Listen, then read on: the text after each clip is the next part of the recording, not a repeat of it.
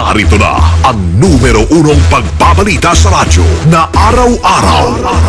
Pinakikinggan sa Luzon, Visayas at Mindanao. KBP Golden Dove Best News Program. Mula sa Head News Center ng pinakamaraming himpilan at number 1 na radio network ng bayan, RMN. Ito ang numero 1. RMN News Nationwide.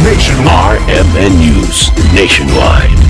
Kasama ang KBP Golden Dove Best Newscaster, Weng de la Peña, at ang maasahang broadcaster, Buddy Oberas. RMN News Nationwide. RMN News Nationwide. Headlines. Ngayong umaga sa RMN News Nationwide, DILG, todo paghahanda para sa target na zero casualty sa mga kalamidad ngayong tag-ulan. Bagyong Dante, bukas pa lalabas ng Philippine Area of Responsibility. Ang Mimaropa, Kabikulan at Kalurang Visayas ay makakaranas ng maulap na papawirin na may mahina hanggang sa katamtamang pagulan at pagkidlat pagkulog. 2 pisong dagdag sa pasahe sa jeep muling isusulong sa gitna ng patuloy na pagtaas ng presyo ng produktong petrolyo. Peace agreement sa pagitan ng NPA at pamahalaan lalong lumabog. Ang publiko pinaalalahanan sa posibleng pagsabog sa paggamit po ng cellphone sa mga gasolinahan. Sa balitang negosyo, anak ng mga GSIS members, pagkakalooban ng scholarship. At balita sa ibayong dagat, dating South African President Nelson Mandela muling isinugod sa ospital dahil sa lung infection. RMN News Nationwide. Ikaw ba ay tutungo ng Cagayan de Oro? For the best hotel accommodation, stay at the VIP Hotel because you are a VIP. Ang pinakamalaking mga balita, abot sa bawat Pilipino, saan man sa bansa. RMN News Nationwide. Buenos dias, Pilipinas. Umaga ng Lunes na ngayon, Hunyo 10, 2013. Ito po ang numero 1 RMN News Nationwide. Ako si Weng de la Peña. Mabuhay Pilipinas, ako po si Buddy Oberas. Tayo ay live na live sa DXIC 711 RMN Iligan, DYHB 747 RMN Bacolod, DYME 783 RMN Masbate at DYRI 774 RMN Iloilo. Live international via www.rmnnews.com at WRMN New York, USA. Sa lahat ng ating mga numero 1 AM radio station sa buong bayan yan. Naghahanda na ang Department of Interior and Local Government o DILG para makamit ang target na zero casualties sa pananalasa ng mga kalamidad ngayong panahon ng tag-ulan. Ayon kay DILG Secretary Maroas, magsasagawa sila ng nationwide observance para sa mga Disaster Preparedness Week na magsisimula ngayong araw. Dahil dito isang conference ang isasagawa ng DILG sa Campo Crame para tiyakin ang pagkakaisa ng mga ahensya ng gobyerno sa maagang paghahanda at solusyon sa pananalasa ng kalamidad sa tulong ng siyensya o yung science. Kabilang ho sa mga makikisa sa conference na yan ay ang Philippine National Police, Bureau of Fire Protection, mga ahensya ng gobyerno kabilang na ang Department of Science and Technology, Philippine Atmospheric Geophysical and Astronomical Services Administration o PAGASA at ang Philippine Institute of Volcanology and Seismology of PHIVOLCS. Bukod dito, magsasagawa din ng flood drills ang DILG sa 16 na barangay malapit sa 6 na major waterways sa Metro Manila kung saan magkakaroon ng orientation at consultation meetings sa 11 apektadong local government units. Ang 11 apektadong local government units ay ang Quezon City, San Juan, Mandaluyong, Manila, Caloocan, Valenzuela, Malabon, Pasay, Makati at Taguig City.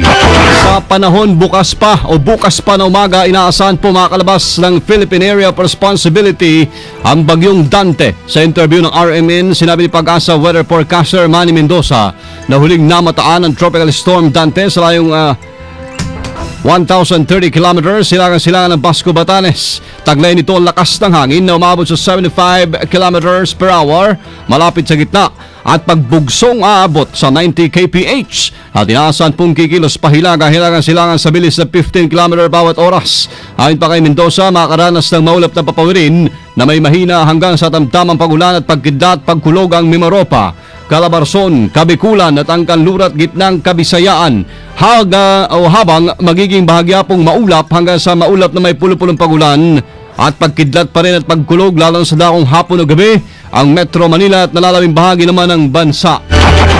Ang Mimaropa, Kabikulan at Kanlurang Visayas ay makakaranas ng maulap na papawiri na may mahina hanggang sa katamtamang pagulan at pagkidlat pagkulog. Ang Metro Manila at ang natitirang bahagi po ng bansang Pilipinas ay magiging bahagyang maulap hanggang sa maulap na may pulo-pulong pagulan o pagkidlat pagkulog lalo na po sa dakong hapon o gabi. Ang sunrise ay 5:26 kanina, ang sunset 6:24. Ang business sector naman dapat maging aktibo sa disaster risk reduction sa bansa. Kasama natin sa Balita Live ngayong umaga, Grace Mariano. RMN Report. Iginiit ni Senator Loren Legarda sa mga negosyante na maging aktibo sa mga hakbang ng pamahalaan laban sa epekto ng mga kalamidad na tumatama sa bansa. Ang apela ni Legarda sa business sector ay kasunod ng 2013 Global Assessment Report on Disaster Risk Reduction na nagsasabing ang positibong inaani ngayon ng ekonomiya ay posibleng mawala dahil sa mga kalamidad katulad ng lindol at mga bagyo. Ang sabi sa naturang pag-aaral, maaaring malugi ang business sector ng hanggang $9 na bilyong sakaling tumama ang malakas na lindol pa lamang. Maaari namang hindi maabot ng gobyerno ang target revenue o koleksyon nito at magresulta sa kakulangan ng pondo dahil sa mga kalamidad na magiging rason ng ating pangungutang na naman sa ibang bansa. Dahil dito, hinikayat ni Legarda ang mga negosyante na maglatag ng business continuity plans na magpapakita ng kanilang paghahanda laban sa mga kalamidad. Dapat din anya ay maging aktibo ang pribadong sektor sa pagtulong sa rehabilitation efforts ng pamahalaan sa mga napinsala ng kalamidad katulad na lamang ng pagsasaayos ng mga nawasak na tahanan, mga school buildings, mga ospital, kalsada, mga tulay at iba pa. Mainam din ayon sa senadora kung mangunguna din sa pagtatayo ng warning system at pagbibigay proteksyon sa ecosystem o kalikasan ang mga negosyante sa bansa. Kasama mo sa Senado, Grace Mariano, Tatak RMN. Radyo mo nationwide. Command Conference sa Disaster Preparedness Week isasagawa sa Campo Crame. Kasama natin sa Balita, Rhea Mamogay. RMN Report. Simula ngayong araw, pangungunahan ng Department of Interior and Local Government ang nationwide observance Disaster Preparedness Week. Layo nitong maprotektahan o gawing alerto ang publiko sa pagpasok ng panahon ng tag-ulan, lalo na ang mga nakatira sa 6 na malalaking estero sa Metro Manila. Kaugnay nito isang command conference ang isasagawa sa Campo Crame na pangungunahan ni Interior and Local Government Secretary Marrojas kasama ang iba't ibang government agencies as stakeholders para pag-usapan kung paano makakamit ang zero casualty sa panahon ng kalamidad. Sinabi pa ng kalihim na ginagawa nila ang lahat ng paraan para maging handa sa anumang bagyo nang sa ganun ay mailigtas sa kapahamakan ang publiko. Sa report, tinatayang 15,773 na mga informal settlers na pamilya ang nakatira sa 6 na malaking estero, partikular sa San Juan River, Pasig River System, Tripad de Galina na matatagpuan sa Pasay City hanggang Parañaque at Manila at itong Tulyan River na makikita sa Malabon hanggang Valenzuela City. Samantala, ilan pa sa inanyayahan ng DILG na dumalo sa gagawing command conference mamaya ay ang mga matataas na opisyal mula sa Philippine National Police, Bureau of Fire Protection at mga national government agencies katulad ng Department of Science and Technology, Pag-asa, PHIVOLCS, Department of Health at Project NOAA. Kasama mo sa DILG, Rhea Mamogay, Tatak RMN. Isusulong muli ng Transport Group na Alliance of Concerned Transport Organization o ACTO sa LTFRB ang 2 pisong dagdag pasahe sa jeep. Batay ho kay ACTO President Efren De Luna, kailangan magkaroon ng tamang sinusunod na patakaran sa pagtataas at pagtapyas ng presyo ng petrolyo at singil sa pasahe. Pabor naman ito sa mga tsuper na problemado na dahil sa pagtaas ng presyo ng diesel at ng mga spare parts at maging ng mga nangongotong. Porsigido rin ang ACTO sa kanilang petisyon na makaraan ang kanilang paipagpulong sa Department of Energy. Matatandang ilang linggo na halos sunod-sunod na nagtataso ang presyo ng langis. Malabo na makasama matuloy ang peace agreement sa pagitan po ng New People's Army at ng Administrasyong Aquino. Di matapos masugatan ang 2 minor de edad sa isinagawang airstrike ng mga militar sa Abra. Sinisisi ng Abra Human Rights Alliance ang airstrike ng militar na tumama sa Palayan at residential area sa barangay Lat A at Aligang sa bayan po ng Malibkong, Abra noong Mayo 31. Ayon sa tabagsalta ng NPA na si Diego Wadagan, lagi silang handang may pagnegosasyon pero maabuso daw ang gobyerno sa pagtapak sa mga karapatang pantao sa kabila po ng pagpapatupad ng programang Oplan Bantay Laya.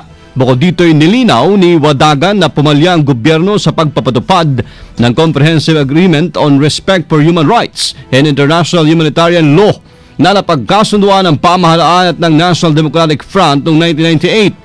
Ang nasabing kasunduan ng unang 4 na agenda na magpapatuloy na mapayapang relasyon sana ng NDF at magtatapos sa 44 na taong kaguluhan sa bansa. Layo nito na matutukan ng human rights at humanitarian law sa kabila po ng madugong kaguluhan. Muling ibinabala sa publiko ang pagbabawal sa paggamit ng cellphone sa mga gasolinahan dahil sa pagsabog na maaaring idulot nito. Ito'y matapos ang naganap na pagsabog sa 2 Serendra Condominium sa Fort Bonifacio Global City noong Mayo 31. Tinalakay ang mga bagay na yan sa isinagawang Industry Emergency Response 2013 na dinaluhan ng iba't ibang kumpanya ng langis sa pamumuno ng Philippine Institute of Petroleum sa Clark Freeport Economic Zone. Kabilang sa mga nakisa ay mga kumpanyang Petron, Shell, Chevron, Total, PTT, Liquigas at Isla. Nauday nito ay nagpaalala rin si Department of Energy Oil Industry Management Bureau Director Zenaida Monzada na hindi dapat ibinebenta ang gasolina nang nakalagay sa bote. Nilinaw niya ang bukod sa delikado ay masamang epekto ito sa kalusugan ng mga nagtitinda at maging sa mga bumibili nito. RMN Nationwide Report. Balitang isa na namang Vietnamese vessel ang sumadsad sa Tubataha, patuloy pong kinukumpirma ng mga otoridad. Kasama natin sa Balita Live, Pedi Sabando ng RMN Palawan. RMN Report. Kinumpirma na ngayong umaga ng pinuno ng Philippine Navy dito sa Tuwigan ng Palawan na hindi sumadsad sa bahagi ng Tubataha Reef ang isang barko na ibang bansa, kundi ito ay nakapasok lamang doon sa lugar kung saan malapit lamang sa bahagi ng Tubataha Natural Marine Park sa bayan ng Cagayancillo dito sa lalawigan ng Palawan. Sa interview ng Radyo Mo Nationwide kay Commodore Joseph Rostom Peña, pinuno ng Philippine Navy sa Palawan, Biyernes ng gabi nang matanggap nila ang impormasyon kay Angelic Songco, Park Superintendent ng Tubataha Reef, na isang barko na mga dayuhan ng namataan ng mga Park Rangers sa di kalayuan lugar sa may Tubataha. Dahil dito kaagad na nilapitan ng mga Park Rangers ang nasabing barko pero mabilis din ito lumayo doon sa lugar. Batay sa pagkakakilanlan ng mga Rangers, ang nasabing barko ay pag-aari ng bansang Vietnam. Samantala kaagad namang ipinadala ni Peña sa Tubataha ang isang barko na PG-383 mula dito sa lungsod ng Puerto Princesa. Pero bigo ang grupo ng Philippine Navy na maabutan pa sa may sulusi ang nasabing barko ng ibang bansa. Kasama mo sa RMN Palawan, Pedi Sabando, Tata, RMN. Na balitang engkwentro sa North Cotabato, nilinaw na shooting incident lamang. Kasama natin sa Balita Live, Daisy Mangod ng RMN Cotabato. RMN Report. Shooting incident at hindi engkwentro ang naganap sa Barangay Marbel, Matalam, North Cotabato noong Biyernes kung saan 2 katao ang namatay. Ito ang nilinaw ni Chief Inspector Joson Berry, tagapagsalita ng Cotabato Police Provincial Office sa RMN Cotabato. Ayon kay Berry, naglalakad lamang ang mga biktima na kinilalang sina Toto Manyal at Ezrael Kamsa ng pagbabarili ng hindi nakilalang mga suspek. Kaugnay nito, umapela ang opisyal sa mga residente sa lugar na maaring nakakita sa krimen na makipag-ugnayan sa kanila upang matukoy ang pagkakakilanlan ng mga salarin. Ayon pa kay Berry, bagamat sinasabi na affiliated sa Moro National Liberation Front at Moro Islamic Liberation Front ang karamihan sa lugar, maituturing pa ring sibilyan ang mga biktima dahil wala namang baril ang mga ito nang sila'y tambangan. Sinabi pa ni Berry na iniimbestigahan na ng mga otoridad ang punot dulo ng insidente at kung aling grupo ang nanambang kina Manyal at Kamsa. Mariing itinanggi ni Berry na may panibagong sagupaan na naganap sa Barangay Marbel bunsod ng insidente. Matatandaang umigting ang sagupaan sa pagitan ng MILF at MNLF nitong nagdaang buwan na humupa lamang makaraang magkaroon ng kasunduan ng magkabilang grupo at sa tulong na rin ng Local Government Unit, AFP, PNP at ng CCCH. Kasama mo sa RMN Cotabato, Daisy Mangod, Tata, RMN. Vice President Binay dadating sa bansa mamayang gabi. Kasama natin sa Balita, Joy Sadra. RMN Report. Alas 10 mamayang gabi dadating sa bansa si Vice President Jejomar Binay. Ang pangalawang pangulo ay sakay ng Emirates Airlines Flight EK334. Si Binay ay dumalo sa Asia Pacific Week sa 2013 na ginanap sa Germany. Ang pangalawang Pangulo ay nagsilbing kinatawan ng Pangulong Noynoy Aquino sa naturang pagtitipon. Kasama mo sa DSA para sa DCXL 558, Joyce Adra, Tatak Negosyo. Mga kasama, pagkakaluban po ng Government Service Insurance System o GSIS na scholarship program ang mga anak na mga miyembro nito. Ayon kay Ms. Irene Dimaano, Hepe o Manager ng GSIS Batangas Branch Office, maaaring kumuha nito ang lahat po na aktibo at regular na miyembro ng kanilang ahensya na may permanenteng posisyon sa kanilang pinaglilingkuran tanggapan ng pamahalaan. Nabatid na ibibigay ang 200 slots ng scholarship sa buong bansa kung saan ibabata ang bilang bawat rehiyon sa mga miyembro nito sa buong taon. Ipaprioridad dumano ang mga miyembro na may pinakamababang kita. Ang bawat scholar ay tatanggap ng 20,000 pesos kada semestre, kabilang ang tri-semesters, ngunit hindi po kasama dyan yung summer classes, habang pagkakaluban din ng 2,000 pesos monthly stipend ang bawat scholar. RMN News Abroad. Patuloy ang pagdarasal ng mga taga-suporta ni dating South African President Nelson Mandela para sa kanyang kondisyon matapos muling isugod sa ospital dahil sa lung infection. Nag-deteriorate din ang kondisyon ni Mandela kaya dinala na sa ospital. Hindi pa nagpapalabas ng updated medical bulletin ang ospital kaugnay sa kondisyon ng dating presidente ng South Africa. At mga kasama, live pa rin. Live na live mula po dito sa RMN News Center sa Makati City, Metro Manila, Philippines. Inyo pong narinig ang numero 1 RMN News Nationwide ngayon ay Lunes, Hunyo 10, 2013 na tayo. Sa mga taga Iloilo, susunod na dyan sila kasamang Novi Guaso at Regan Arlos. Sa RMN News Diretso Balitang Iloilo sa numero 1 DYRI 774. Panoorin yung naging pagbabalita namin ngayong alas 7 ng umaga. Sa YouTube ay type lamang ang RMN News Nationwide. Kasama nyo sa serbisyo publiko, Weng de la Peña. Buddy Oberas. Dito pa rin ho sa tahanan na may pinakamaraming number 1 sa 2013, pinakamaraming himpilan ng 2013. RMN, Radyo Mo Nationwide. 60 years ng maasahang public service nationwide. Live via satellite. Live via satellite. RMN News Nationwide. Buong bansang ng boses ng balita. RMN News Nationwide. Oras na hatid ng PhilHealth, tatak alas 7:18 ng umaga. Tatak RMN. Mahal, may bago na naman daw benepisyo ang PhilHealth para